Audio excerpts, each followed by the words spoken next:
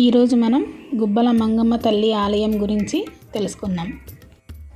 ఏలూరు నుంచి 80 కిలోమీటర్ల దూరంలో బుట్టాయి గుడి ఉంది. చుట్టూ దట్టమైన అడవి ప్రాంతంలో గిరిజనుల ఆరాధ్య దేవగా ఈ అమ్మవారు ఇక్కడ వెలిశారు. ఈ గుడికి వెళ్ళటానికి సాయంత్రం 5 గంటల లోపే వెళ్ళాలండి. 5 తర్వాత గుడి లోపలికి ఎలో చేయరు. దూరం నుండి వచ్చేవాళ్ళు ఇక్కడ వంట చేసుకోవడానికి కట్టెల పొయ్యలు సౌకర్యంగా ఉంటాయి. ఇదేనండి మెయిన్ ఎంట్రన్స్. మెట్లు చాలా చిన్నగా ఉంటాయి. ఎవరైనా ఈజీగా ఎక్కేయవచ్చు. ఇక్కడ భక్తుల నమ్మకం ఏంటంటే మన మనసులో కోరుకుంటూ రాయి మీద రాయి అలా 5 రాళ్ళు పెడితే మన కోరిక ఖచ్చితంగా తీరుతుందని ఇక్కడ నమ్మకం.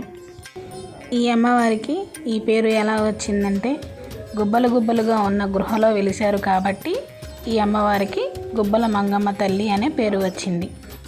చుట్టూ ఉన్న కొండల మీద నుంచి ఇలా నీళ్లు సెలయేరులాగా పడుతూ ఉంటాయి. ద్వారకా తిరుమల క్షేత్రాన్ని వీక్షించిన అందరూ తప్పకుండా ఈ తల్లిని కూడా దర్శించుకోవాలి.